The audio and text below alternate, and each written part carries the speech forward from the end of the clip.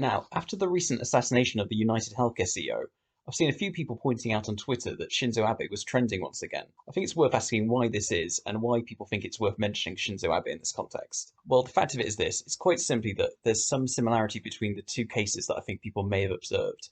Now, in the case of the Unitedhealthcare CEO assassination, I think people are imagining or guessing that the motives involved to this are related to the unfairness of how healthcare insurance companies treat the people they insure and the perceived harshness within the system.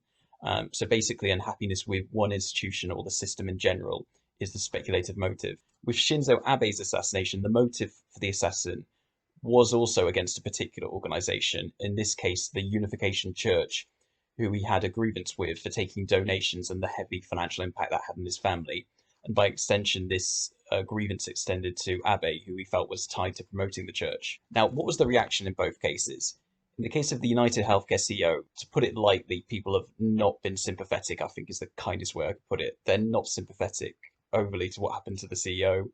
I've seen that online among both the left and the right, and I've also seen some sympathy towards the assassin.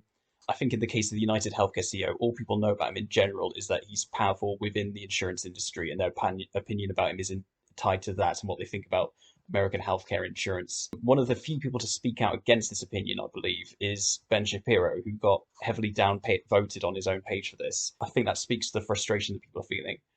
In contrast to this, Abe's assassin had some sympathy, and I believe he had some supporters, but the reaction was more mixed, I believe.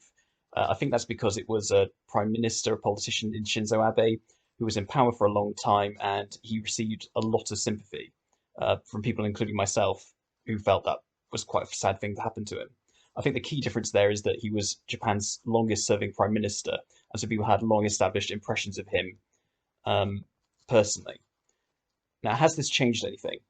In the case of Abe's assassination, it very much has affected political change because it brought a lot of attention to the Unification Church, to the scandal, and to its links with the LDP and Abe. And you could make the argument that the LDP have done worse effectively after that because of the attention it brought, and they failed to win the election in 2024, and you could link that to this. Now, could you say that there's been political change with the healthcare CEO assassination? Well, that's very hard to say because it's just happened, and it's very hard to imagine whether there'll be change or not, because the healthcare industry there is very entrenched and powerful in the United States.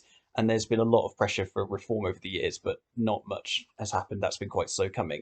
So we'll just have to wait and see what happens there, and if there's potentially a trial, and what the coverage of that will be, and what the outcome will be. And I think that'll be fascinating to see what happens there, and if there's any sort of long-term change in contrast to Abe's assassination. I think it's also emerged since that the suspect who was caught may have spent some time in Japan and has even released some political thoughts about what he thinks about Japan.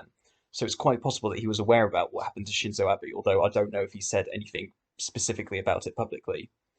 So succinctly, I think people imagine the motives of the two cases are linked because it's both assassinations were tied to a strong feeling about a particular institution, is what's speculated, American healthcare insurance versus the Unification Church in Abe's case.